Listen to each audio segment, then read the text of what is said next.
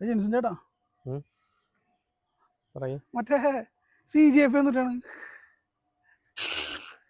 Cockroach Janata party വിട്ട് സംഭവമുള്ളേ എന്താണല്ലേ ഒരു സാധനം ശരിക്കും സംഭവം എന്താണ് ഇന്നലെ ഞാൻ നോക്കുമ്പോഴേക്കും 21.5 മില്യൺ ഫോളോവേഴ്സോ എന്താ ശരിക്കും സംഭവം എന്താ ഫോളോ ചെയ്തിട്ടുണ്ടല്ലോ.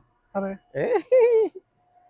അല്ല ശരിക്കും സംഭവം എന്താ അത് ശരിക്കും പറഞ്ഞൊരു പ്രതിഷേധമാണോ രാഷ്ട്രീയ പാർട്ടിയുടെ ഒരു ആക്ഷേപഹാസ്യ വേഷനാണ് അത് ശരിക്കും. ആ അതായത് നമ്മളുടെ സുപ്രീം കോടതി ചീഫ് ജസ്റ്റിസേ ആ.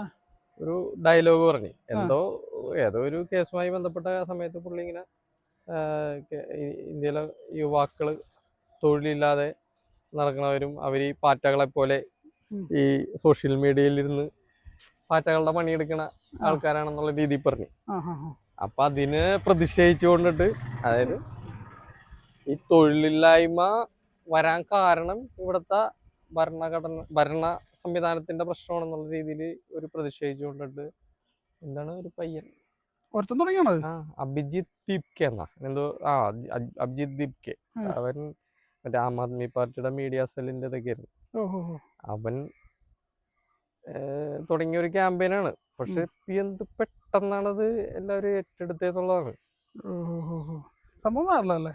വൈറലായെന്ന അതിൽ മെമ്പർഷിപ്പ് എടുക്കുകയാണെങ്കിൽ അതിന്റെ ഒക്കെ ക്വാളിഫിക്കേഷൻ പറയണെന്താണെന്നറിയോ? അതായത് തൊഴിലുണ്ടാകരുത്, 11 മണിക്കൂറെങ്കിലും നിങ്ങള് വർക്ക് ചെയ്യണം, എന്ത് സോഷ്യൽ മീഡിയയിൽ കുത്തിയിരിക്കണം. സംഭവം പറയാൻ പറ്റില്ലെന്ന് പറയണേ. ചിലപ്പോ കേറി കൊളുത്തി നാളെ. കാര്യം എന്താണെന്നറിയോ, ഇന്ന് ഇന്ത്യയില് മറ്റെല്ലാ രാഷ്ട്രീയ പാർട്ടികളെക്കാളും ഫോളോവേഴ്സ് ഉള്ളൊരു സംഭവമാണ്. ഏറ്റവും കൂടുതൽ ഫോളോവേഴ്സ് ഉള്ളത് കോൺഗ്രസിനായിരുന്നു.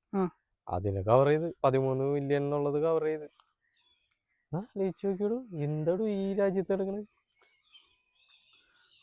സംഭവം കുടുങ്ങിയല്ലേ? ഞാൻ പറഞ്ഞല്ലേ കുടുങ്ങുന്നു.